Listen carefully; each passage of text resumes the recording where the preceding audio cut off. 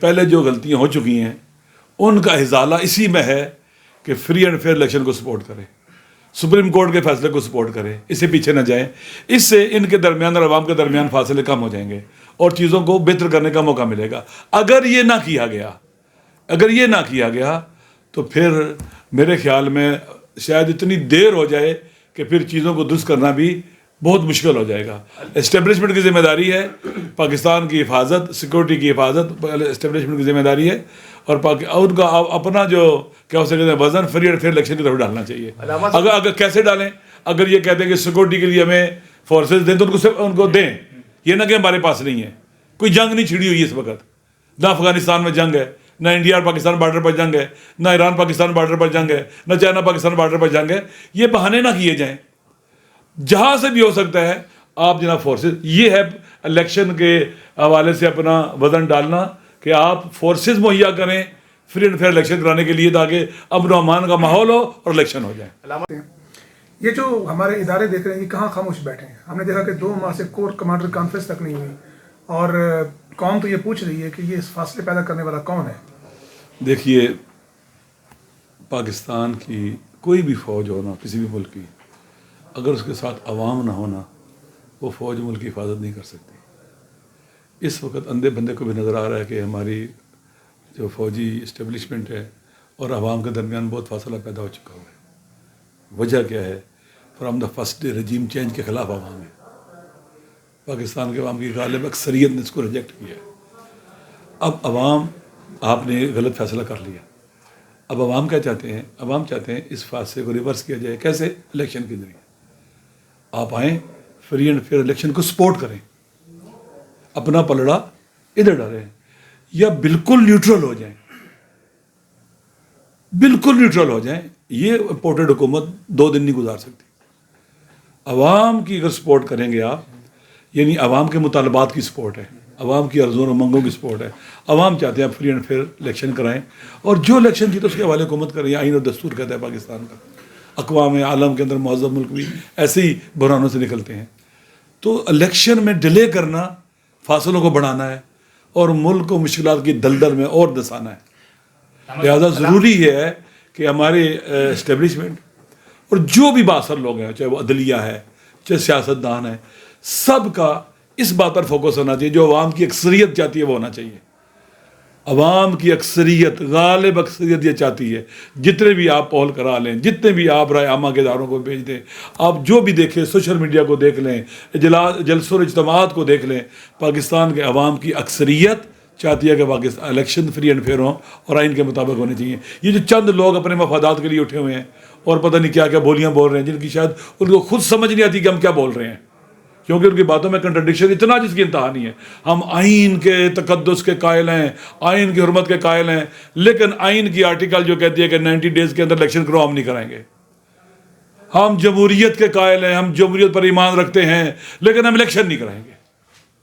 کب کرائیں گے؟ کہ جب مناسب وقت آئے گا، یعنی جب مد مقابل کو ہم ایلیمینیٹ کر لیں گے. یہ جو سوچتا ہے نا اس وقت کہ وہ مد مقابل کو ایلیمینیٹ کر لے گا، وہ ایلیمینیٹ کرتے کرتے خود ایلیمینیٹ ہو جائے گا. عوام کی نظروں میں وہ ختم ہو چکا ہے. ویسے بھی یہ اب آزمال ہیں، کہیں سے بھی 5-4 جگہ سے الیکشن لڑ لیتے ہیں. کیا کرتے ہیں کہ وہ چیک کے طور پر نا، کہ لٹمس چیک کے طور پر، کہ دیکھ رہے ان کو پتہ لگ جائے گا اپنی اصلیت اور حیثیت کا.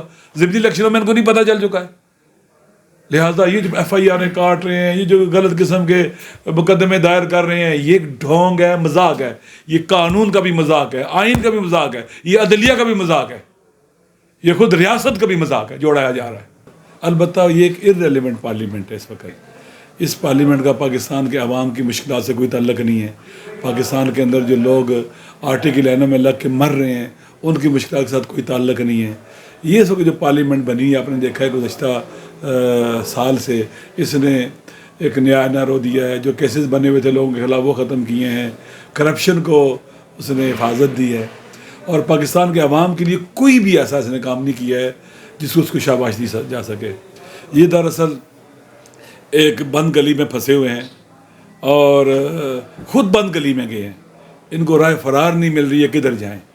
لہٰذا یہ قانون کے بھی دیکھیں، آئین کے بھی پر عمل کرنے کے خلاف ہیں. ہماری آئین کے اندر لکھا گیا 90 ڈیز کے اندر الیکشن ہونے چاہیے جب پارلیمنٹ توڑ دی جائے. یہ نہیں کرا رہے ہیں, بہانے تلاش کریں. یہ آئین پر بھی عمل نہیں کرنا چاہتے. پارلیمنٹ جو ہے ایک شیلٹر بنا ہوا ہے جو انتہائی کمزور شیلٹر ہے اس وقت, اس کی کوئی حیثیت نہیں ہے پاکستان کے عوام کی نگاہ میں. اس حکومت کی کوئی حیثیت نہیں پاکستان کے عوام کی نگاہ میں. اس قرارداد کی جو آج منظور ہوئی, یہ جو قرارداد منظور کی گئی, یہ قرارداد بھی ایک لاغو قسم کی قرارداد, یہ ایک بیہودہ کام ہوا ہے جس کی کوئی حیثیت نہیں. یہ ایسا کام ہے جو ان کے لیے ایک بدنامی کا کلین کٹی کا ان کے ماتھے پر داغ ہے ان کے اوپر. یہ اپنے آپ کو جو بڑے جمہوری اور قانون پسند کہتے ہیں.